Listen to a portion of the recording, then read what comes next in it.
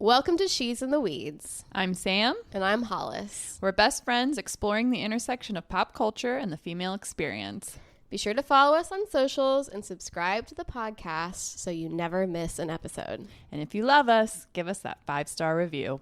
Nailed it. I think it's fine. 1, 2, 3, 4. All right. Hello. We're here. We're back. We're here. We're barely here, but we're here. We're here. Yeah, we're kind of struggle busing today, but yeah, we had to get a little pep in our step because we can't just like be bummers on the podcast. We're gonna push through for you guys, though. We are, because we know you need the content. We know you're waiting with bated breath for the content. Yes. So here we are. We are having a beverage. We needed it. Don't hate us. We needed it. Yeah. Sorry. Not sorry. No, we're not sorry. We don't have very many beverages these days, so it's nice to have a beverage every once in a while. Yeah, I just kind of had a crummy day. Not like real bad, but just stupid things. Yeah. I dropped my earbuds in the toilet at work. That's really annoying. Yeah, and I was just like, if it had been at home, maybe I would have tried to salvage them. But at work, I was just Can you like, put earbuds in rice not. like you can a I don't phone? even know. I have no idea. Well, and these were cheapo earbuds that I got at the airport because I left my AirPods, my Apple AirPods at a hotel. Oh, no. Yeah. So I was like, and I couldn't go back because I was like traveling for work. I was like too far away. So I got these cheap ones at the airport. So I've just been like, I was like, I'm just going to wear these out till they don't work anymore. Probably Right. won't take very long. They've actually lasted quite a while. So it's a good excuse to like get new ones. Yeah. But The hotel will send those to you. I know. I didn't think about, I should have just like, actually, I don't even know if I left them at the hotel. I think I figured out that my boss accidentally stole them because I just assumed I left them somewhere. Yeah. But then I was thinking back about it, and I was like at my desk, and my boss came by to talk to me, and I had them sitting on the desk I was at. And then when he left, I think he grabbed them. This doesn't sound like an accident. Well, I think he thought they were his. Like he Right. had his earbuds in. And he was like, "Oh, these are mine. I'm leaving." Yeah. Yeah. That's right. Because I brought it up to him, and I was like, "I'm pretty sure you stole my earbuds." He was like, "Oh, I do have 2." And I was like, "Send them to me," and he didn't. And it was that stupid boss. Yeah. Yeah. I would be. Can we just out him? Okay, we're not going to say where, but boss told her to get an Adderall prescription so that she could work more. Yeah, he did tell me that. Insane. Yeah, it wasn't good. It was not a great wasn't situation. A great situation. No. I'm glad to not be there anymore. Yeah. So he's not only a drug addict, but a thief at this point. Yeah, I mean, I don't think it was intentional, but he did. And I was like, guy, I'm poor. I need those. Those aren't cheap. Like, send me back my $200 earbuds that my brother bought for me. Right. That I can't afford to buy on my own. God. What a loser. Loser. Yeah, he sucked, but Yeah. he's not a part of our life anymore. That's so. right. He gone. He gone. And then I like pulled my neck at the gym this morning. That's the worst. Doing those overhead presses we were doing, and I think I was just like going too hard. Tweaked it. So it really just like makes me really cranky when I'm just like, I can't, everything when you're injured. Hurts. Yeah. Injuries suck. Yeah. And it's so easy to do now. I know. And like, that's honestly why I started working out again, was because I hurt my back just doing nothing and like literally couldn't pick my child up out of the crib. And I was like, oh, we have a problem. Right. And I had to do, I don't know, like 8 weeks or 10 weeks or something of physical therapy, or maybe longer. I can't remember. But yeah, it's kind of one of those like catch-22s because you're working to get stronger, because that was literally what my doctor said, and my physical therapist. He was like, once you kind of injure your back, that's honestly just kind of it, and you're much more prone to injury in the future, and the only way to really like combat that is to strengthen your core. Yeah. And he's like, a lot of people just don't put the work in. Yeah. And so I was like, well, I'm putting the work in. Yeah. But then also obviously like being in the gym, and you can be more prone to injury because you're doing stuff. Right. So yeah. Yeah, I think I just was like, got a little too much weight and was giving it a little too much gusto. And I was just like, you were going too hard. Going a little too hard. And I was going too fast. That's the thing. Is like I got in the gym like a little late and minutes we're late. rushed. So I was like trying to push through, and should have known. But it's not that bad. It's just like, ugh. And I'm really hoping that tomorrow it's not going to be worse, but we'll see. We'll see. Yeah. So just like little annoyances, but it's fine. I'm fine. We're fine. I'm okay. It's fine. Wednesday is supposed to be your rest day, I thought. I know I didn't go Monday. Oh, yeah. So I was like, I'm just going to do Tuesday, Wednesday. I'm just going to do all week. Yeah. Because my normal schedule. We have the same schedule. So we do? Oh, we have the same rest day, Wednesday, and then we dabble on the weekends. But. Yeah, I had a pretty busy weekend, so Monday just didn't happen. Right. Yeah, we had the big party. Oh, yes. So my youngest daughter turned 2, and we had her party this Sunday. So, yeah, it was nice. Fun. That cookie cake you made was unbelievable. Dude, cookie cakes are so easy to make. It is better than any cookie cake I've had at a store, though. Yeah, it's good. It's such an easy recipe. And quite frankly, I was actually telling my husband, I might just start making cookie cakes instead of actual cookies when my 5-year-old likes to make cookies a lot, and we make chocolate chip cookies. But the cookie cake, quite frankly, is easier because you're not supposed to use the mixer. You just mix it. You don't want to over mix it. So it's all by hand. You melt the butter so you don't have to, because sometimes we'll go to make cookies and I forget to put the butter out to soften it. And I have a microwave hack I can do, but it's annoying and I don't like to do it. So yeah, it's melted butter. So there's nothing to remember. You can just do it on a whim. And it has half the sugar. No shit. Yeah. No way. Yeah. There's only 3/4 of a cup of sugar in that. You are kidding me. Yeah. I think it's half a cup of brown sugar and 1/4 cup of white sugar. That's incredible because, guys, it was heaven. And, I love a chocolate chip cookie. That's maybe my favorite dessert. Yeah, same. And I consider myself kind of an aficionado. Yeah. And it's good. Was really good. Yeah, I know. It was, the perfect consistency. Yeah. And that really comes down to nailing the bake time. Oh, yeah. Yeah, and I've said this before and I'll say it again. Because I'm the same way. Here's the thing about chocolate chip cookies, because I really love them too. It's definitely top 3 desserts for me. Just a regular chocolate chip cookie. And I have made them using 100, I feel different recipes. Some people swear by using actual Crisco or lard. Some people swear by cream of tartar, all these different secret ingredients or whatever. And I am telling you, you can pretty much use any recipe you want. You can use the Nestle Toll House recipe on the back of the chocolate chip bag. Nothing special, just your run-of-the-mill recipe. And what it really comes down to is double the chocolate. If it says use a cup of chocolate chips, use 2. And you've got to nail the bake time. Most people over-bake them. And I think it's important not to chill the dough first. Some people will stick the dough in the fridge.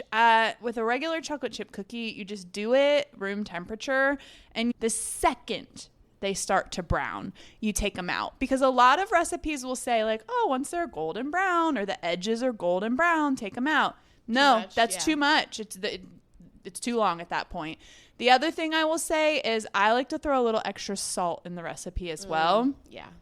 I'm down with that. And a lot of times they'll tell you to put the salt in with the dry ingredients. I throw it in with the butter and sugar. I feel like you want to salt the fat.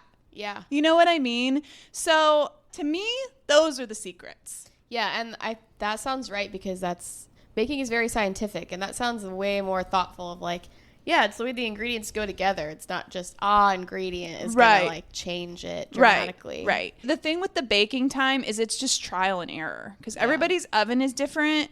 But the one thing I do swear by is once you can smell them, that's done. Yeah, go get them out of the oven. And that goes for a lot of things. Smell them, tell them. That's right. The smell's the tell. Put that on a shirt, guys. Yeah. New merch coming in hot.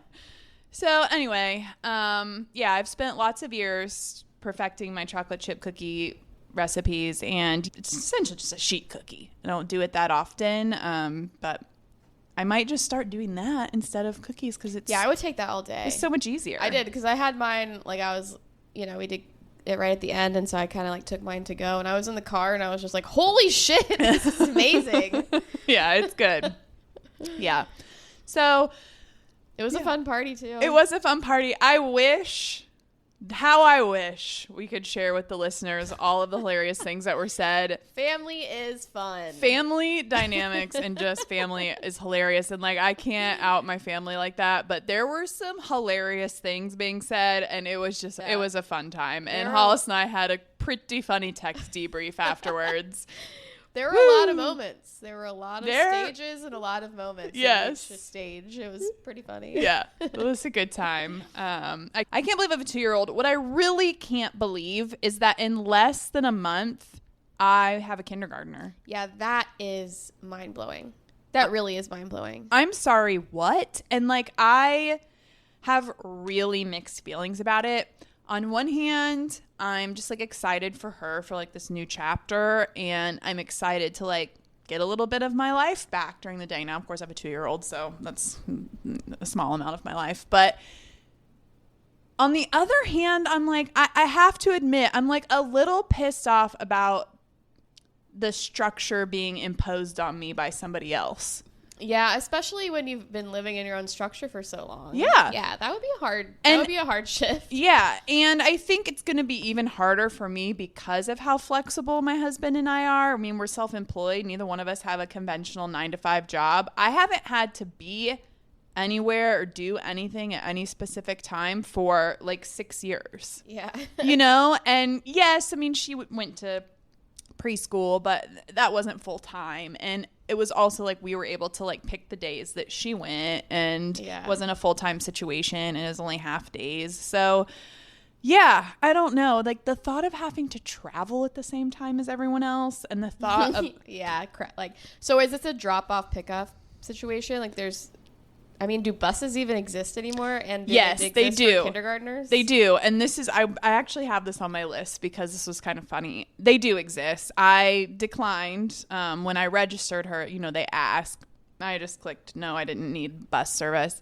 And we were then at dinner with some friends, and I was talking about it. My husband was like, "You're going to drive her?"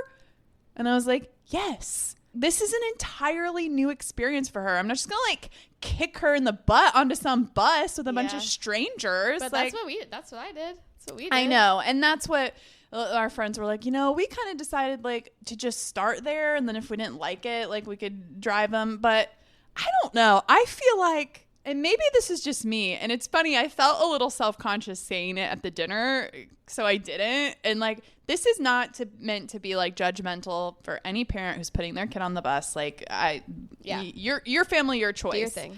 Exactly. I feel like shit goes down on the bus.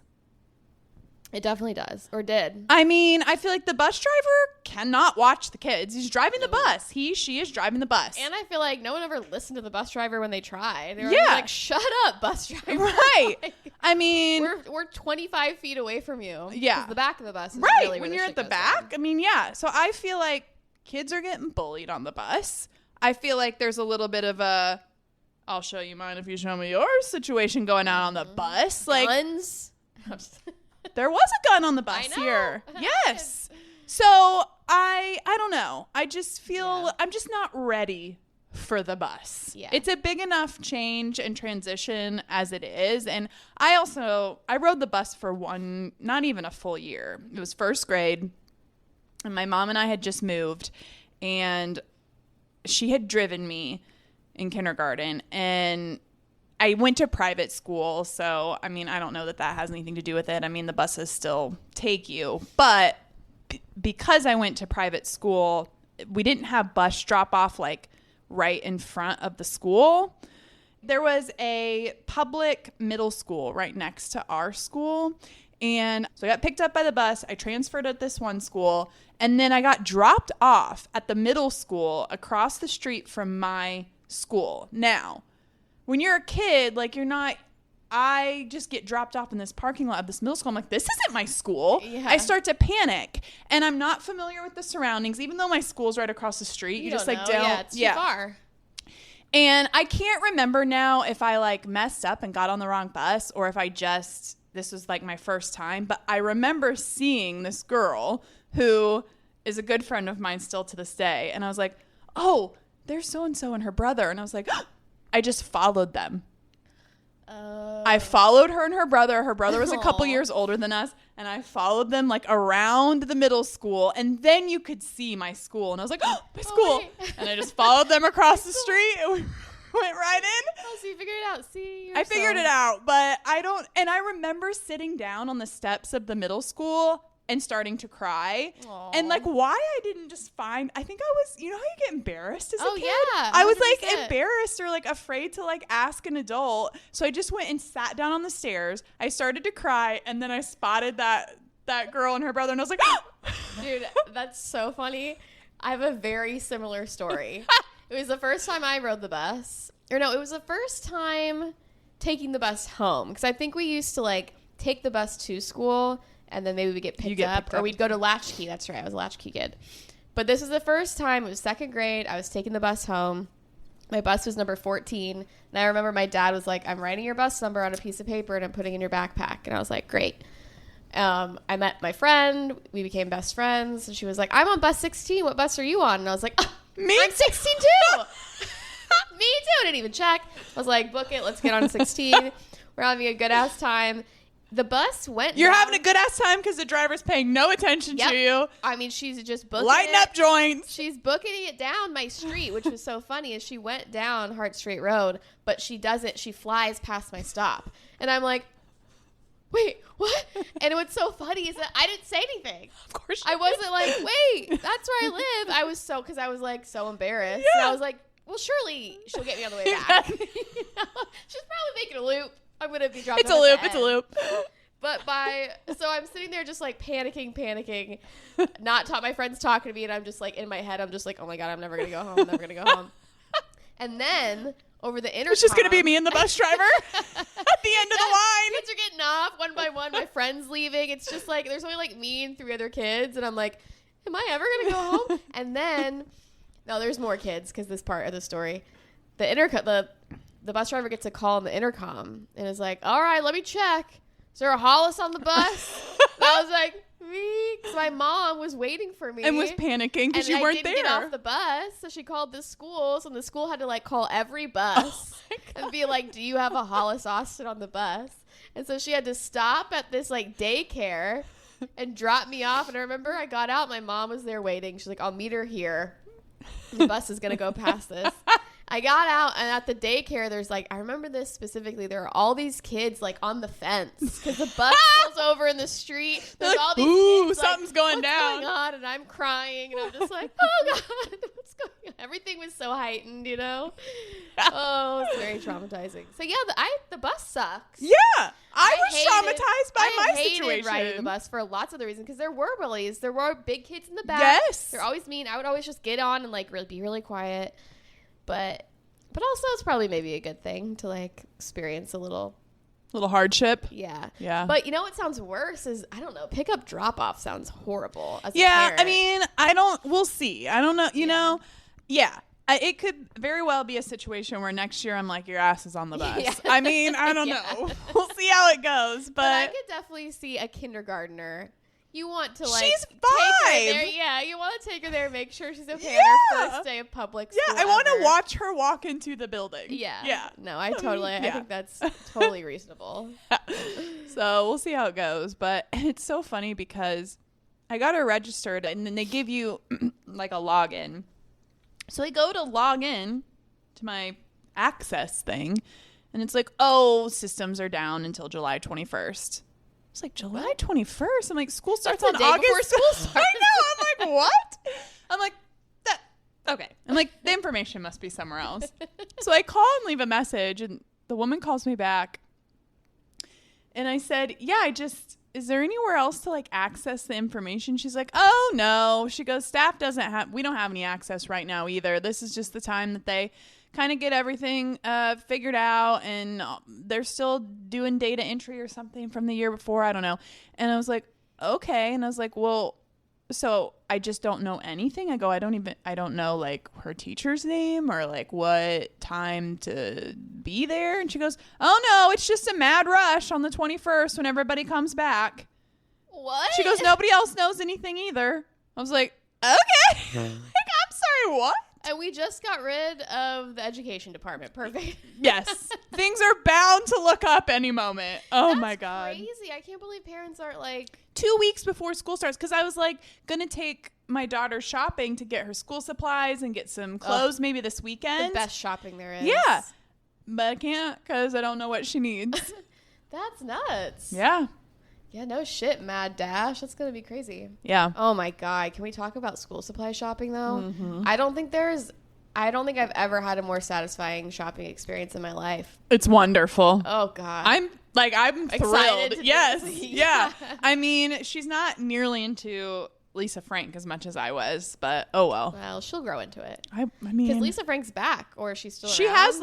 has Lisa Frank stuff. Oh, does she? Yeah. Nice. She's this big Lisa Frank like sticker. Oh yeah. Yeah, you've seen it. Yeah. It's gigantic. Yeah, I was like, awesome. this. It's amazing. That's right. Because I remember when I saw it, I was like, what? So satisfying. Oh my god. There's just something about There her is. artwork, and it's so satisfying, and just and she did that pre a digital age, really. Yes. Like how the hell did she do that? We were like in first and second grade when she came up. I feel like, yeah.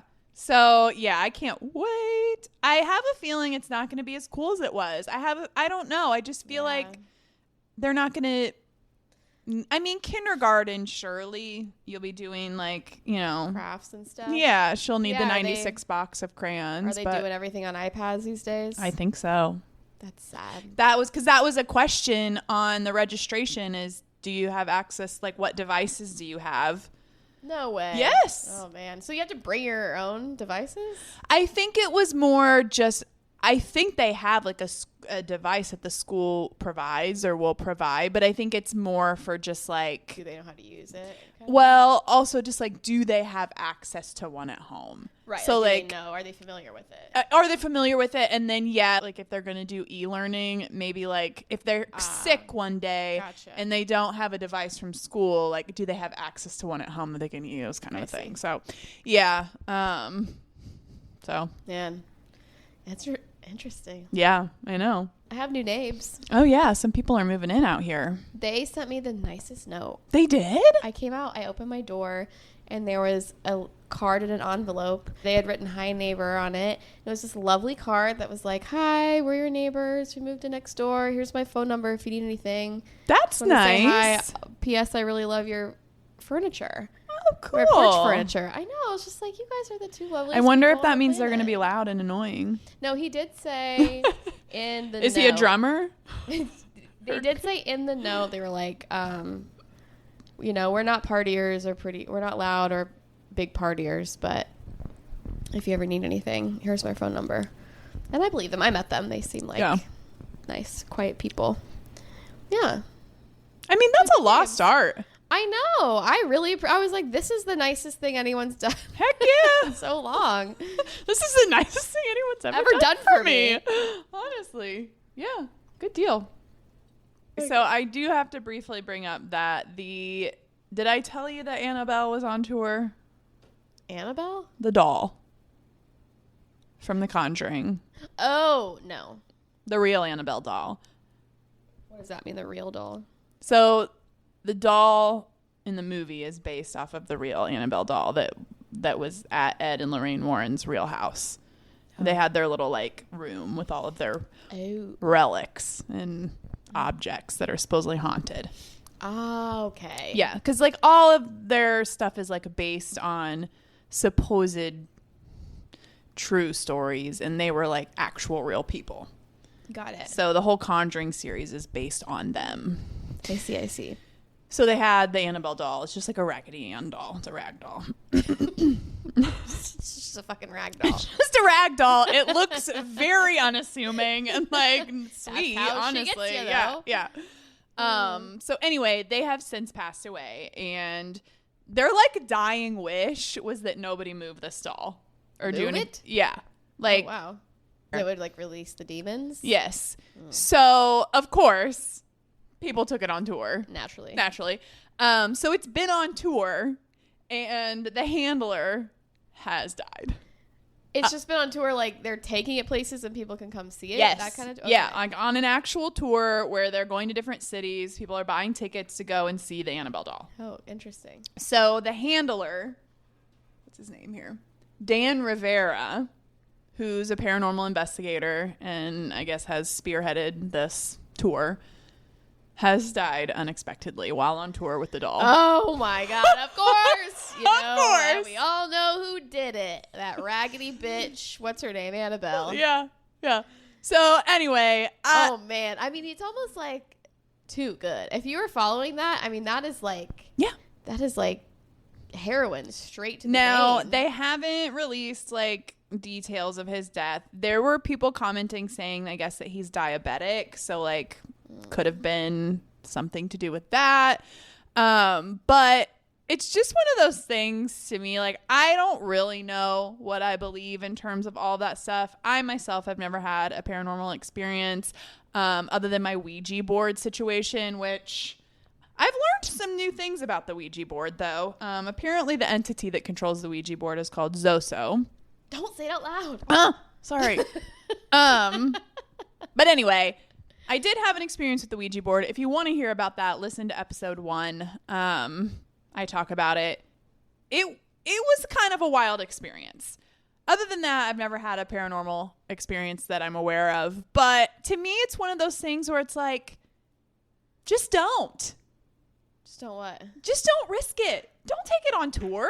Why? I mean, do we really think the doll killed the guy? I mean, a paranormal experience, sure. But thinking a doll is possessed and coming to life and killing people, I mean, no, I don't. That seems a little outlandish to me in terms of paranormal experiences. Is that what people are assuming happened?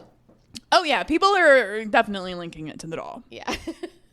But my thing is just like, why? Why risk it? Yeah. Oh, I know. I mean, that's kind of how I feel about ghosts. Like, yeah. Why risk it? Yeah, I'm not gonna talk shit about them or say they don't exist. I'm not gonna have a fucking seance. Because I mean, yeah, I don't want to be, bringing it on myself. Also, why, don't attach yourself to me. Right, exactly. Also, why I don't go swimming with the sharks or exactly skydiving, because if that bungee snaps, yeah, and then the thing there's doesn't just come out, you can't. People aren't gonna feel bad for you, right? It's like, I'm sorry. What's his alligator hunter guy? Crocodile hunter? Yes. Or no, not the crocodile hunter. The crocodile hunter. No. Steve Irwin. Was he the crocodile hunter? He's the guy that got stung by the stingray. I get the names. I was thinking Crocodile Dundee, but that's the other. No, guy. that's a movie. That was a 90s movie. What's his name? Crocodile Dundee? Crocodile Dundee. That's a movie. The crocodile hunter, Steve Irwin. He was the crocodile hunter, right? Crocodile hunter? Yeah. I guess you're right. And now listen, I'm not saying he deserved it. I'm just saying that, like, yeah, if you put yourself in situations, that's what happens. Yeah. Also, I feel like he's probably glad that's how he went. Probably. Can you imagine if that guy just died? He died doing what he loved. Yeah, an animal that he loved out doing something fucking crazy. Like, I feel like that's like the best way for him to go, honestly. Sure. Now, was it too early? 100%. Yes, sure. But yeah, for me, it's just, there's a lot of lore surrounding this doll.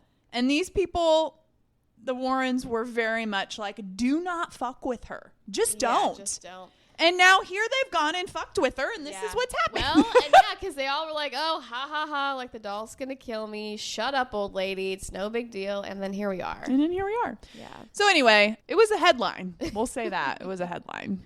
I mean, honestly, that's the kind of headlines I'm looking for. Not the Kate Moss headline, that's for sure. Listen, when are we going to just stop talking about women's bodies in the media and the news? Can we stop? Yeah, it's just this is how it read. Kate Moss, 51, proved that she is very much still supermodel material as she hit the beach in her beloved Ibiza. I think you're supposed to say Ibiza. Alongside her daughter, Lila. The beauty sported a tiny black bikini paired with denim hot pants.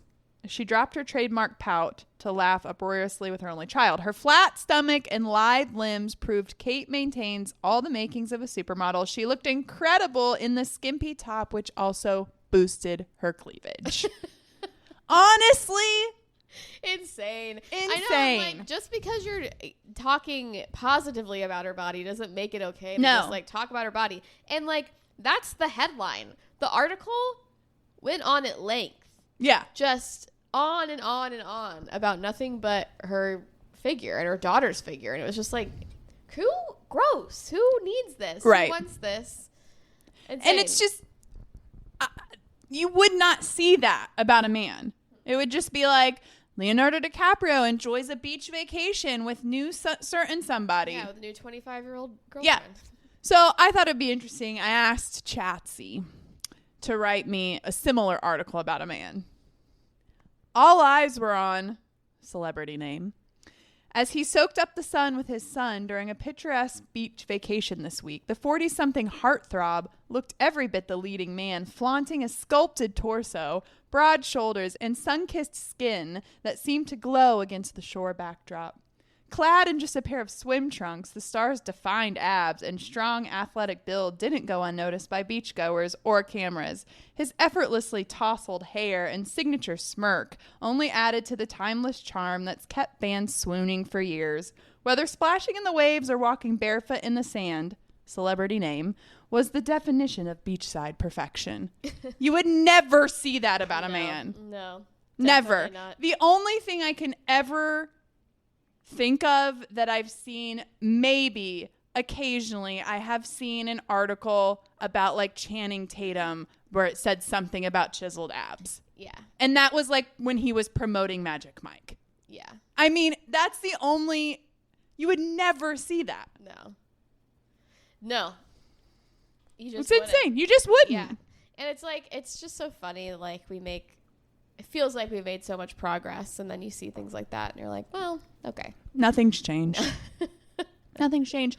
And just like imagine reading that about yourself constantly, or imagine walking around and just feeling like people are always looking at you and your body and objectifying you. Imagine. I mean, yeah, it always happens, but like being a celebrity or like, no, I know, yes, super smoking hot. Yes. I mean, what are you trying to say? Smoking hot, you know what that's what are you like. trying to say? But you know what I mean? Like, imagine just constantly have people gawking at not you having any. you. I can't say this word. Anonymity. Hey, nailed it. Yeah, and then imagine reading that about yourself. I know. Being like, this is insane. And then of course the comments were just. See, that's the thing. I tried to look for the comments, and I couldn't even find them on that stupid ass website. I know. Well, it's because I had to send it to you from the website because it was a Facebook. Oh, and you don't have Facebook, so gotcha. the comments, the Facebook comments were were out of control. But it also reminds me of the article that came out when The Bear first premiered about how Jeremy Allen White makes breakfast for his daughters every morning. Oh God, I roll so hard. And it's one of those things where like no one would ever write that about a woman. Yeah. Can you imagine seeing an art? Because that is the baseline minimum of what is expected of a woman is to feed your children. Right. But the fact that a man does it, it's a headline. Yeah. Like, can you imagine? Jennifer Lopez makes breakfast for her kids every morning. Like, okay. Who else is going to? Yeah. It's so insane. Yeah. Like, yeah, I don't know. The bar is so low for men in terms of that. It's literally on the floor. Yeah. Most definitely. Anyway. Oh, before we get into our topic, we need to talk about Jax leaving. Yeah. There's really not much to say other than I think he's leaving, and I think this was the right move. I think it was definitely the network. I know that was he did not like that motherfucker would never get off TV. I don't think so. I don't think so either. I think they granted him the privilege of being able to say, "I need to focus on my mental health and co-parenting." I think so too. Yeah. No, there's no way people would have been, I feel like, in an uproar if they would have. Yeah, I think there's been way too many people sounding off, and Bravo and finally. So. Yes, absolutely. He's had more than his fair share of time. I think so too. He had a great run. Time to pack it in. Absolutely, I think so too. And yeah, I think it's exactly like what you said before, where the network really needed to take a look at what do we stand for, and where are we going to draw the line with giving this person a platform. And I think they've drawn the line, and rightfully so. Yeah. Yep. Agreed. Okay. Is it just me or like people, not Jax, but it feels like people are voluntarily leaving a lot more than they used to.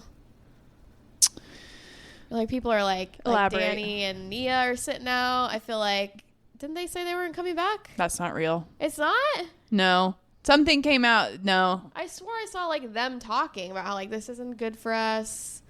This isn't the type of like.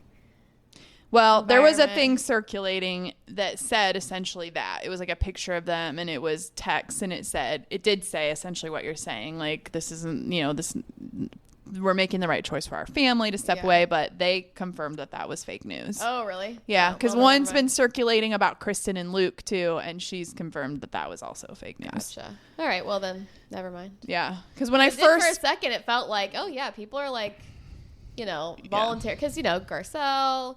Yes. There's been a few more. There's been It used to be like no one left the show for nothing. Without getting fired. Yeah. But, okay, well, never mind then. Yeah. I mean, I really do think like the money and the fame, I think people. Oh, yeah. And I mean. It creates so many opportunities for them to like parlay it into like a real career with like different avenues that I think, Have you seen Craig and Lindsay's State Farm commercials? No. Oh, yeah, they both have one. Nice. Yeah. Of course. I mean, that's a big commercial. State Farm. Yeah. With Jake, the State Farm guy. Like, that had to be a fucking paycheck. For sure. Yeah. Yeah. It'll be interesting to see, like, what happens with Lindsay.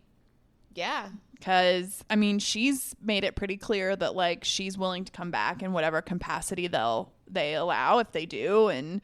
yeah, I don't know. Yeah, that'd be interesting. Summer House with a mom in it. I know. I really, really want them. And now that you've watched it, it's like I really want them to do like Legacy Summer House and follow all of those people in New York, like Paige, Carl, Lindsay, Amanda, and Kyle, where they just have a show where they follow them all in New York and then completely start over with a new Summer House cast. Yeah, I can't believe they haven't given Amanda and Kyle a show. Yeah. Because, I mean... Kyle could hold up a show on his own. Yeah. I feel like. Yeah. And yeah, you're so right because like everybody loves them. Yeah. But the Summer House environment gets old. And like, they've outgrown it. Yeah. Like, they've all outgrown it. Are they just going to be throwing these like ridiculous parties that like, come on. Yeah. It's not like what they're doing anymore. Yeah. And they have done a good job of bringing new people in like regularly, not like they tried to do with Vanderpump where they did it all in like season 8. Like that doesn't work. You have to continuously keep fresh faces. And they've done a good job with that. But I think follow the original cast that's still there in New York. And then, Summer House could be Jesse and West are the new Summer House. Like, vets, so you have, vets, and then do a whole new cast with them. Yeah, man, you should get on the team. I mean, there's no way they haven't had these talks and thought about this. So and I feel like the OGs are coming to the end of their time. There's of course. No way. I mean, Paige has left. Yeah. Yeah. So, I mean, we'll see. I doubt it will happen for some reason. I just don't think they will, but I would like that. Yeah. I hope so. Watch it. I'd watch it too. Oh, when we talked about Next Gen, this was so funny to me and I meant to bring it up. Have you caught up? No. So I'm behind on everything. I haven't watched very much of Too Much. I know. Some TV to catch up on. I know. I think Orange County premiere? It did. I haven't watched that either. I haven't watched that yet either. I know I haven't been watching as much either because I'm not very many episodes into Too Much, which we're going to get into in a minute. But the one thing that I forgot to bring up with Next Gen is there's this conversation where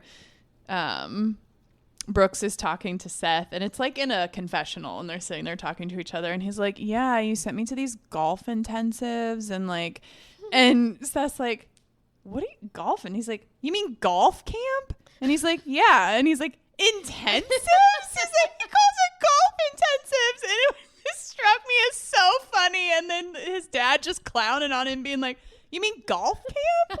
What do you mean golf intensives? And he's like, it was really intense. I hate golf. Yeah. That's hilarious. It was pretty funny.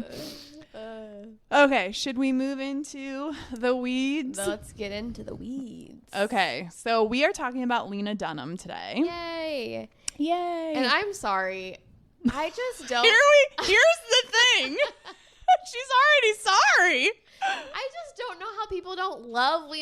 I know. I fucking love her. I do too. I just think she's the fucking best. I've been listening to a bunch of interviews with her, and like I rewatched Girls. Did you listen to the Not Skinny Not Fat interview? Half of it. Yeah. And I rewatched Girls not that long ago. It's great. It was so fucking good. It's great. And like she's just so charming and vulnerable and like just truly herself. It just blows my mind. How uncomfortable people are with that. Yeah, and like she really rubs people the wrong way. I don't get it. I don't really get it either. I mean, I do think Girls was ahead of its time. Yes. I think it was coming out just at a time when we were just starting to tip the needle of like understanding women more and their place in the world and the fact that we've treated them like shit forever and we have many thoughts about it, obviously. Yeah. But I mean, yeah, now she has this new show and she had that show Camping. Did you ever watch that? I did. One season. Yeah, and it wasn't well received. No, they got canceled. And so it was okay. Like this is, we haven't heard a lot from her, at least right. in the press, and now I feel like she's everywhere. Well, she kind of took a step away. Well, she moved to London. Yeah. Which also Rosie O'Donnell did. Apparently, that's what you need to do. That's where you go. That's where you go when the world is not kind to you. Right. Yeah. I know. Isn't that fucked up? Yeah. Like pretty much America treated them like shit, and they were like, fuck you, I'm going to move away. And find happiness finally. Yeah. But yeah, just like, we haven't heard from her in the press a lot, and listening to her talk, I'm just like, you're just the best. I just hate that, people take such issue with her. Well, I mean, it relates back to what we talked about a couple of episodes ago where, somebody comes up and gets popular, gets famous, and then people want to just call them out for every little thing and pick apart every little thing they say or do. And listen, I'm not going to sit here and pretend like she hasn't had some controversial things come up. She has. I have a whole list of them here. Yeah. But I think the majority of them are relatively benign, and quite frankly, her responses to them were very good and to me felt very genuine, and it was like, okay, yeah, that makes sense. Yeah. I mean, she's had a couple things that are kind of like, the whole split with Jenny Connor and that whole thing over the writer that was accused of sexual assault, the Murray Miller, I think, who was a writer on Girls. That was a little, okay, foot and mouth situation. Yeah. But for the most part, her controversial issues have been pretty benign.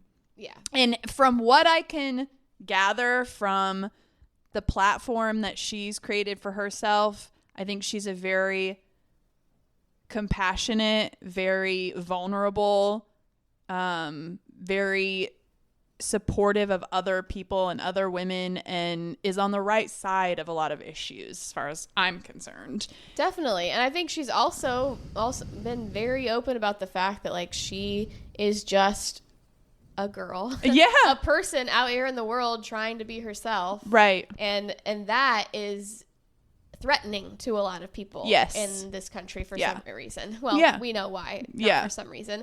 But yeah, it is remarkable how much a woman being a complicated human being in public is a threat to some people. Yeah. And it's just seen as problematic. Yeah. And like, I mean, that was the whole take with Girls too, where it's just like, a show where women are just like taking up space the complexities and like of life. Yeah. Like, oh my God, put that away. Yeah. Like it's insane. I know. It really is. And I also, and I'm just going to say this, and I'm just going to say it. I feel like there was so much criticism for how much like nudity and like sex in the show from her, and that was only because she's not conventionally attractive. Yeah. I'm just going to say that. If she was conventionally a hot person, nobody would have had anything to say about it. No, I remember. And people were very uncomfortable with it. I remember I had a male friend when that show was coming out, when that show was out, and we had this conversation because he was like, yeah, I just don't get it. Like, what is it supposed to be? It's supposed to mean something, what, you're naked on screen? Like, who gives a fuck? Like, you think you're doing anything special, like just being naked for naked because you're fat or overweight? And I was like, not to be sexist, I was like, you have no idea how meaningful it is to see someone who looks like you on screen I mean, marginalized people can say the same thing. Representation, like as a representation matters in all forms. Yeah, like I was like, as a dude, you have no idea how good it felt to be like, oh, look, a woman being comfortable with her body at any size on screen. Like, I've been convinced my entire life that is unacceptable. Right. You know, that you have to hide that, or that's not worthy or valuable. Right. And like it was so validating to see that. It was so validating. Like, oh yeah, bodies are fucking fine. Yes. We're all great. Whatever we look like that is meaningful. Yes. It is impactful. And it was very... It's not impactful to you doesn't mean it's worthless. Just because you don't get it. Yeah. Yeah. And it was very, like, to me, very in the realm of, like, body neutrality. Like, she was never naked just to be naked. It was always contextual, but it was like... If this was in the context of real life, I would be naked. Like when I'm in the tub and like Marnie comes in and is talking to me, or when I'm having sex with my boyfriend, or when I'm, laying here on the couch post-coital with my boyfriend. Yeah, like, it wasn't like Game of Thrones where they're just thrusting dick in your face for no reason. But that's cool. Right. We all love that. Right. So, yeah, I feel very strongly about the idea of body neutrality, and I feel like that's really what it was giving. And yeah, it was groundbreaking. I mean, it really was. And I think most women understand that, like, all of the criticism that came with that was why. Yeah. Nobody would have said anything otherwise. Yeah. And I used to hear all the time too, like, oh, I hate all the characters. And I feel like I used to think that too, or like, yeah, I didn't hate all the characters. I knew they were all messy. Like, I saw myself in all of them. You see yourself in all of them. That's the whole point. Yeah. Yeah. Like, oh, can we not, like, I think it was one of the first shows that really presented people in their wholeness too. Yes. Like, we don't all have it figured out. Right. That's why we're girls. We're figuring this shit out. Yeah. Like, yeah. I think it was ahead of its time, and watching it back as an older woman, as an older person with a little more 30s, perspective. I loved it even more. I know. Like, it aged so well. Yeah. And I was like, oh, I appreciate all the characters so much more now. Yeah. Absolutely. I know. And it did receive some criticism after the first season for not being representative and having an all-white cast. And I just want to read her response to this, because listen, we talked about this with Sex and the City, and like, it's fine to be critical, and it's fine to like look back at something and be like, oh, hey, and yes, it does take place in New York, in Brooklyn, in this super diverse city. But the criticism was basically just, regarding the all-white main cast in an otherwise culturally diverse setting of New York City. And then in the second season, when she had the black boyfriend that was a Republican, and that was like the whole kind of like narrative, like she was like, how can you be a Republican? Then there was like, I think that may have been in response to like some of the backlash, and then of course they got criticized for tokenism. Yeah So it's almost like, in some cases I feel like you're damned if you do, you're damned if you don't. But she wrote, I'm half Jew, half wasp, and I wrote 2 Jews and 2 wasps. Something I wanted to avoid was tokenism in casting. If I had one of the 4 girls, for example, she was African American, I feel like, not that the experience of an African American girl and a white girl are drastically different, but there has to be specificity to that experience that I wasn't able to speak to. I really wrote the show from a gut level place, and each character was a piece of me or based on someone close to me, and only later did I realize that it was 4 white girls. As much as I can say it was an accident. It was only later as criticism came out, I thought, I hear this and I want to respond to it, as this is a hard issue to speak to because all I want to do is sound sensitive and not say anything that will horrify anyone or make them feel isolated. But I did write something that was super specific to my experience, and I always want to avoid rendering an experience I can't speak to accurately. Yeah. I feel like that is a good response. Like, yeah, I mean, that's fair. I think it's fair too. I think the fact that each character is a piece of her and people that she knows and is close to. I mean, yeah, I feel like each character is a different version of her. Yeah. Oh no, it is, and she said Yeah, that. I mean, She's like, I'm not Hannah. yeah, You know what I mean? Like, I am. If anything, I'm a Shoshana. yeah. She's like, but like there's pieces, like she said. Yeah, and so I mean, Yeah, and I know, like, and that's the thing, like, those critiques aren't wrong because it is true, and there weren't very even many people of color in supporting right cast members, you Right. know? It was a very white show, and I think that is something to bring attention to, and I'm sure she's Sure. glad that it was, honestly. It Yeah. sounded like she was, yeah, you know, happy to hear that and absorbed it. yeah. But yeah, She didn't not respond. She wasn't defensive. I mean, yeah. but I can understand why at least the main characters are the characters that they are. Yeah. Yeah. Yeah. So anyway, I just thought I wanted to read that because No, that was great. it's one of the better responses I feel like I've seen to situations like that, you know? Yeah, and it didn't feel like an excuse, just sounded like an explanation of, Right. like, you know, what was happening. Yeah, absolutely. Did you ever watch her, either of her first feature films, Creative Nonfiction or Tiny Furniture? I've seen Tiny Furniture. Yeah. It was good. It's been a long time. Yeah, it's been a long time. I've seen that one too. I haven't seen Creative Nonfiction. You can't really find that. I tried. It's not out there, at least not in the U.S. But yeah, it's also crazy to think, like, how young she was when Girls was coming out, like, you know, just creating something like that was so big when you were like 2012. like the people and the characters, just like figuring out who you are in your life. Oh, and yeah. just being like blasted into a trajectory, and then everyone must have been so hard yeah. to manage. It premiered in 2012 and ran till 2017. And then it was kind of after that she kind of took a step back. And I think moved to the UK, in like 2019 or something. But she did have that split with the co-showrunner, Jenny Connor, over the allegations made against Murray Miller, who was a writer on the show. And her and Jenny Connor came out in defense of him, saying that the original comment was something like, I have insider information that, you know, confirms that he's one of the 3% of allegations that are misreported.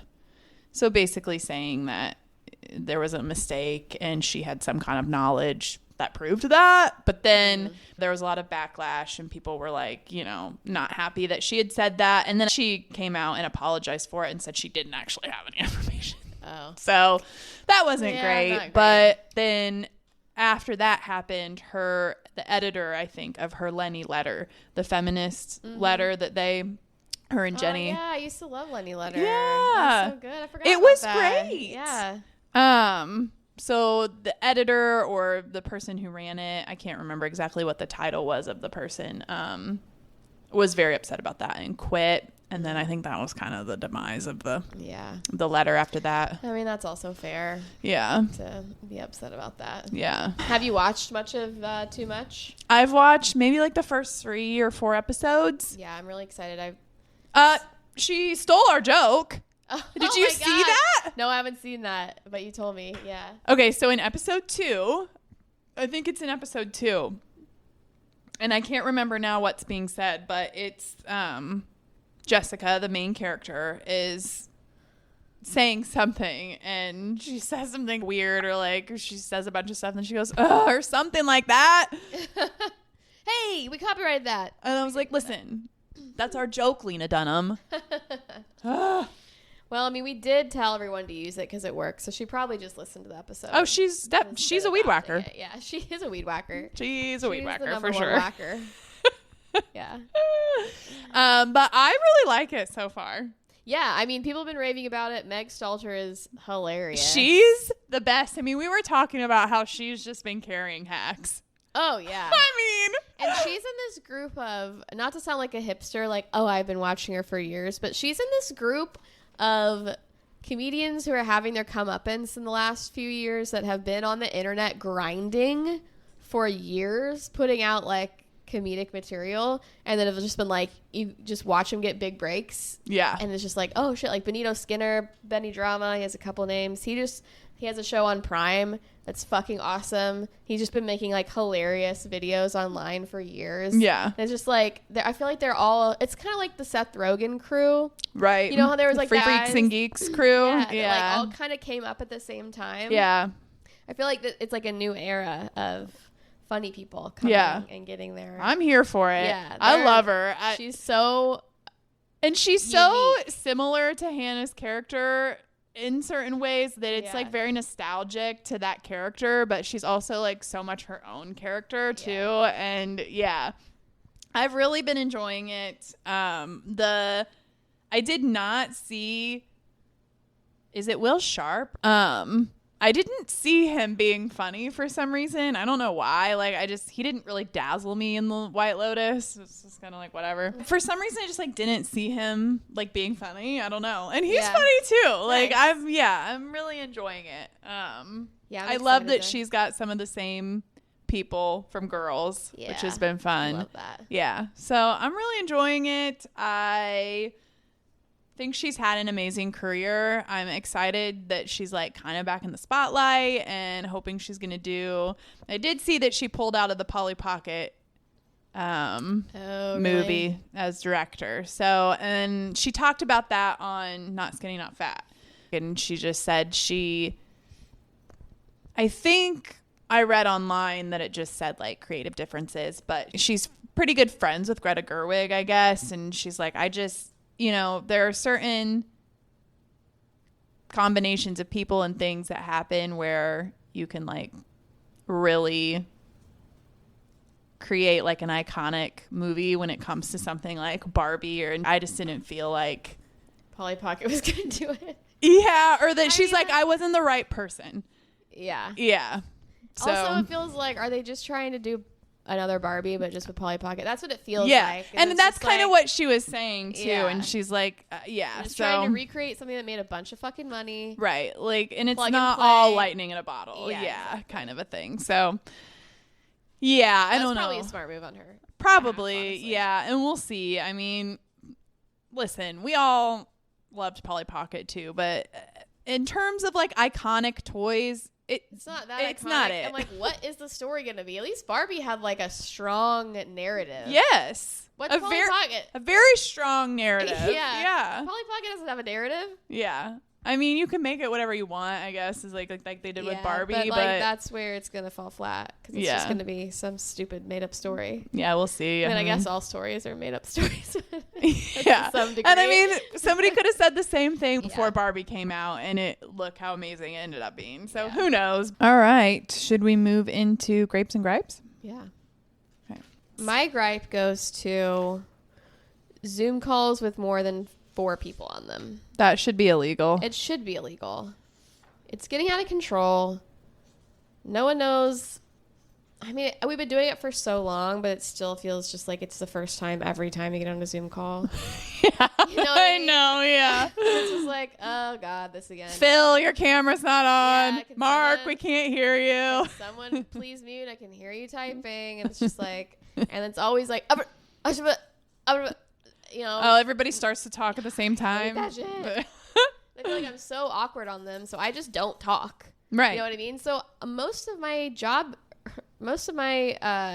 meetings at work are Zoom, and I feel like I'm fairly new, and everyone thinks I'm just like a mute who doesn't talk, because I'm just like, it's going to be awkward. I'm just going to shut up. Yeah. Unless called upon. Right. Know? No, and I think that's like, the move. Hollis, do you have anything to say? And I'm always like, no. No, I don't. No. Hollis, do you have anything to add? No, I'm good. No, I sure don't. They're like, alrighty then. Well, I guess we'll close the meeting then. Oh, man. Okay, my gripe is going to microplastics. Ooh, that's a bad one. It is a bad one, and I definitely feel like it's like one of those you can't put the toothpaste back in the tube kind of problems like we talked about with homelessness and the justice system. And AI, where it's like... They're in there. The microplastics are in there forever. Yeah. And it's like, the problem is so big and so wide, like it's just unsolvable. It's already, 94% of our body mass index, so it's like, there's no... Yeah, we've gotten to the point where when organs are being removed and things, it's like 100% of them now have microplastics in it, and like plus 100% of placentas now have microplastics. No. Yeah, so like unborn babies are getting microplastics. Like it's happening in the womb now. Big plastic. Yeah, big plastic's fucking us. Plastic has got to pony up. So we all deserve to be paid $1 million by Big Plastic for the damage they've done to all of our lives. Absolutely. And they got it. They've definitely got it. How many millions are in a billion? Enough for everybody to have one. I think so too. Yeah, I'm pretty sure that math checks out. Yeah, for sure. So, that's my gripe. I've been trying to... So, that's my gripe. That's my time, guys. I have nothing more to add. No. Yeah, what made me think of it is I recently retired my plastic cutting board because I was like, every time I cut something on this cutting board, I'm blasting off microplastics into the atmosphere and into my food. So I finally got rid of it and got another wooden one. And then that, begs the question of... Is there just bacteria breeding in every crevice of it? Yeah. How I see people putting raw chicken and meat on these wood cutting boards and butcher blocks on TikTok and Instagram all the time. And I'm like, how do you not have a staph infection? I mean, I guess if you wash them real well. But yeah, it seems wood is porous. I know. It seems like bacteria would survive in there. I really don't understand because that's what I used the plastic one for. Just meat. Yeah. I mean, so, which makes sense. I don't know. It's like, how have we not come up with the plastic that isn't horrible for us? I don't know. I don't know. Come on, guys. I don't know. Somebody's got to ask. Surely we can Somebody has to ask ChatGPT about that. Surely somebody can make a biodegradable plastic. I know, for real though. Surely. Because all the packaging, everything in food, we haven't figured out a plastic that A, is thinner, weighs less, and deteriorates. How have we not fucking figured that out? I don't know. It's because they want to keep us sick. That's why. It is why. Yeah. I don't know. Man. I don't know. All right, grapes. I just had mine. Oh, mine is canceling subscriptions. I thought you were going to say canceling plans. I was like, I love canceling plans. Too. Really, canceling anything feels really great. It does. Yeah. It really does. But I just canceled 2 subscriptions, and God, I was just like, I'm free. They weren't even big ones, but I was just like, man, it going feels on vacation. Good. And I prefer to do it via email and just be like, hey, Susan, can you please cancel the subscription for me now? And they'll be like, you want to tell us why? And I'll be like, nope, just cancel it, Susan. I don't know why that feels better, too, than just being hitting cancel. Oh, I don't like when I have to email somebody. If I have to email somebody to get something canceled, I'm pissed. There's something powerful about it. I don't know. It's I want them to know I'm canceling for some reason. I want somebody there to be like, I'm canceling. This isn't worth it to me anymore. My money. You just want to ruin Susan's day. Fuck Susan. I know. It's not Susan's fault, but I'm hoping they're taking that message up to the corporate asshole who I really want to know, I don't need your fucking app that I never used anymore. Yeah, if I can't find how to cancel it without getting on the email or getting on the phone, I'm pissed. Oh, and then Susan does not want to hear from me. See, there are two ways to do it. Because there are times where I need to just cancel. But there are times where I'm like, oh, it's easier just to be like, oh, contact their support, cancel instead of clicking cancel. Because sometimes they purposely hide it. And then you have to fucking go see, through that's 8 when pages. That's when I get I'm mad. just like, no, I'm not even playing this game. I'm just going to email you and be like, customer service, cancel this shit for me. I'm not playing your stupid fucking game and searching through your website and answering 800 questions. Susan will just do it for I me. thought you meant like when there's a button or a. Oh no, I mean. Yeah, because I only email if I can't figure it out. But if I and then I'm mad. If I can't figure it out in 3 seconds, then I'm just like, nope. I'm just gonna write an email to them. Yeah, you know. I'm always afraid too that it won't happen if I do the email. Yeah. You know what I mean? Like, I need the confirmation that it's been canceled, which you usually get if you can find the button. But in the email, they always give you a confirmation. Do they? And then you can be like, Susan said she canceled this. Yeah. And then you can get a refund or whatever. Yeah. I mean, the whole process is stupid, but it does feel good to be free of subscriptions. Yeah. Good deal. Yeah. My grape is going to ASMR. I never thought, I don't know why, I just never thought it would be something that I'd be into. It's TikTok is what it is. TikTok has gotten me into it. There's this one account. I am obsessed. I watch one every night before I go to bed. How long are they before you go to bed? So it depends. She has 10-minute long videos. Wow. But her typical post is about like, I don't know, a minute, probably minute and a half. It just depends. But I didn't realize like how vast this subculture is and just like how many different kinds of ASMR there are. And I did a little bit of like, I went down the rabbit hole a little bit. And I am telling you what, it has no business being that satisfying. It is pretty satisfying. It really doesn't. Especially when you find what the you kind like, that you really your like. trigger. Yeah. Yeah. Because you don't like voices, right? No, I don't like it when they talk. I don't know. So this woman does just all different objects. The fact that I sat and watched a 10-minute video of a woman tapping and scratching a plastic zipper pouch is just like beyond. But it was so amazing. Yeah. I was like, this is a good one. Zippy pouch. Yeah, I like things slicing. Oh, That's mine. nice. ASMR, yeah. Yeah. There's some good ones. I'm telling you what. Yeah. So anyway, that's my grape. I'm sticking to it. I'm sticking to it. And all right, that's my grape. Thanks, guys. anything else sad? No. No, I do not. All right. Well, I don't think we have anything else to add. I think that's it. Yeah. Watch Too Much. It's great. And tune into the pod. Tune into the pod and find yourself some amazing. Like and follow and leave us a comment. That's right. Share our Smash clips. that subscribe button, baby. Hit it. Leave us a review. We need the engagement. Yep. Please, guys. We're drowning over here. No, we're doing great. We're doing great. Numbers are great. Numbers are great. We just do this for the love of the game anyway. So. Yeah, we just do this because, you know, you need us, we need you. So. You need us more than we need you. Let's just make that very clear. All right. Love you guys. Love you guys. Bye.